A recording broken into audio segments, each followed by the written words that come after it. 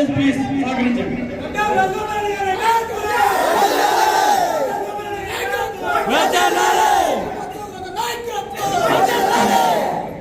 ఇక్కడికి వచ్చిన అక్కలకు, అన్నలకు, పెద్దలకు అందరికీ నేను సరిస వచ్చి మీ పాదాభివందనం చేస్తున్నాను. ఇక్కడ నేను అలంకరించిన మన అన్న, నాకు సొంత సత్యకుమార్ అన్న గారికి, పెద్దలందరికీ నేను పేరు పేరున ధన్యవాదాలు తెలుపుతున్నా. ముఖ్యంగా చెప్పాల్సిందంటే నలుగురు నాతో ప్రయాణం చేశారు. నాగరాజు అన్న, నాగిరెడ్డి అన్న, అంజీ, ఎందుకంటే పెద్దాయప్ప, వీళ్ళందరూ కలిసి ప్రయాణం చేశారు. గంగాధరం ఎంత, గంగిరెడ్డి ఇలాంటి వాళ్ళు ఉంటారు. ఇక్కడ లోకల్గా నా తమ్ముడైనటువంటి రమణాచారి, వెంకటేశ్ అన్న గారికి, గోపాలన్న గారికి, నారాయణ గారికి, దాసగారి కొల్లాయప్ప నా తమ్ముడు. ఎందుకంటే మొదటి నుంచి ప్రయాణం చేశాను కాబట్టి వీళ్ళకి కూడా నేను ఇక్కడికి వచ్చినందుకు శుభాకాంక్షలు తెలుస్తున్నా, సంతోషపడుతున్నా. మరి ముఖ్యంగా ఇక్కడికి సమావేశమైనందుకు మన ర్యాలీ ఎందుకు పెట్టుకున్నామనేందుకు 2 నిమిషాలు చెప్తాను. ఎందుకంటే తప్పులు ఏమైనా క్షమించండి, బాగా అర్థం చేసుకోండి నా బాధను. ఇక్కడికి మనందరం సమావేశం కారణం ఏంటంటే నేను ధర్మంలో గతంలో చాలాసార్లు గుడ్ ఈవినింగ్ ధర్మాల ప్రోగ్రాం పెట్టాను. పల్లెల్లో పొద్దున్నే గుడ్ మార్నింగ్ అని, ఎందుకంటే 2 నిమిషాలు ఒక 2 సబ్జెక్టులు అన్న దగ్గరికి తీసుకెళ్ళాలనుకుంటున్నాను.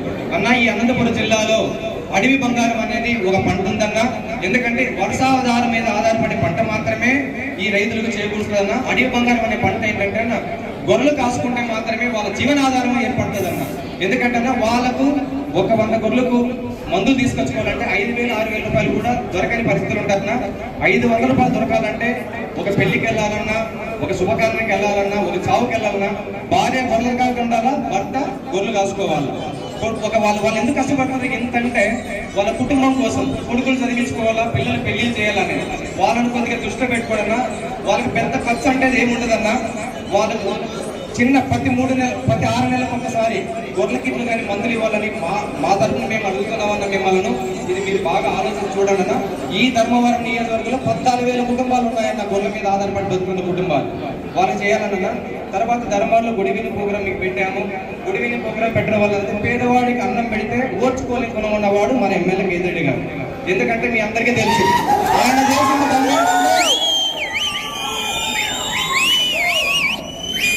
చేసిన సేవ ఏమిటంటే పొద్దున్న వెళ్ళడము, ఎక్కడెక్కడ ఎందుకు కబ్జా చేసుకోగలిగే తమ్మున్న నాయకుడు ఆయన.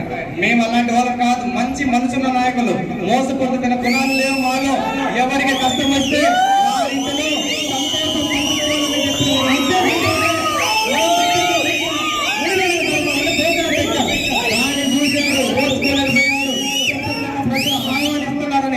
దురుద్దేశంతో ఏం చేయగలిగాడన్నా, నా మీద 3 SC ST కేసులు పెట్టుకోగలిగాడన్నా.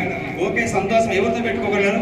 అతనికి ఉన్నదంతా ఒకటే, బీసీలు, STలు, SCలు ముందు పెట్టుకోకుండా వాడు దమ్మున్న నాయకుడైతే నన్ను ఎదుర్కోలేకపోయాడు. అక్కడ కూడా ఏం చేసుకోగలిగాడు?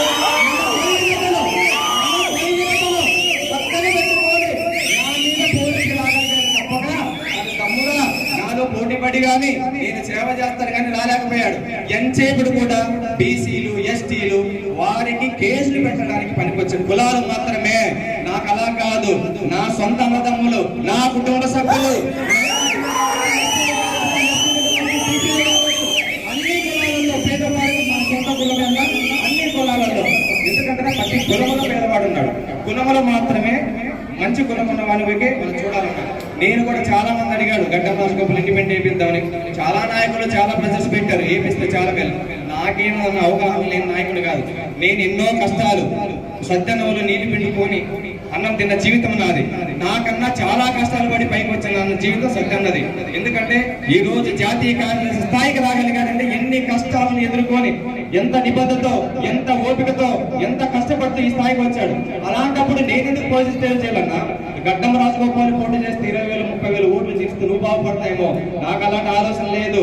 ఎందుకంటే నా కోరిక ఏంటి? పేదవాడికి ఫలాలు అందాలా. అలాంటప్పుడు సత్యంగా 1000 బలం ఉన్న అధిక అభివ్యక్తి ఎంతైనా మనం ఏంటంటే ఆటుపోట్లు కాకుండా ఎవరు బెదిరిస్తున్నారని ఎవడు బెదిరించలేనా, వాడు బెదిరించినా మనల్ని అడ్డు పెట్టుకొని బెదిరించాలి. మనలో అవగాహన ఉండాలి. కాదు. చాలా మంది ఏంటంటే భయపడుతున్నారు. అన్న మన భయపడే పని లేదు. ఎప్పుడు మనం ధైర్యంగా బయటకు రాగలుగుతామో, ఓ పలానా వ్యక్తి తను ఎంబడున్నాడు, కాప్ చేయగలుగుతాడు అన్నప్పుడు వాడు రావడం అనేది అసంభవం మాట అన్న. అందుకన్నా సత్యకుమార్ అందరూ మనం బాగా గెలిపించుకోగలిగితే ఈ ధర్మాల్లో చేనేత సమాజ వర్గం అభివృద్ధి చెందుతుంది. ముదుగుపులు కూడా చాలా స్కూళ్ళు కబ్జా చేయాలని చూస్తే మేము సొంత డబ్బులు పెట్టి డెవలప్మెంట్ చేసి గ్రౌండ్ పిల్లలకి ఇచ్చి ఇవ్వడం వల్లే నన్ను కేసులు పెట్టగలిగారు. ఎందుకంటే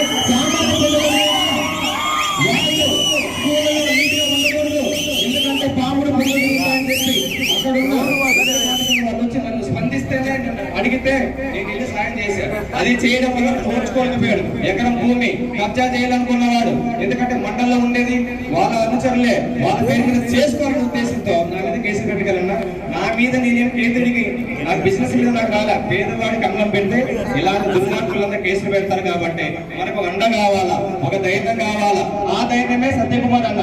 ఎందుకంటే అన్నాలు 20 రోజుల యుద్ధం, ఈ యుద్ధంలో మనం చేస్తున్న ఒకటే ఒకటి ఏంటంటే లాస్ట్ మే 13 మనం చేయాల్సిందంటే ఎవడు రాడు కదా, గుద్దాల్సింది కమలం గుద్దు గుద్దితే తర్వాత అన్న యుద్ధం స్టార్ట్ చేస్తాడు. ఎట్లుంటుందో తెలుసా, కలలు కన్నాడు కదా, నేను సింహం పుల్లు ఎక్కడ ఉండాలా, అడవిలో ఉండాలా, ప్రజల మధ్యలో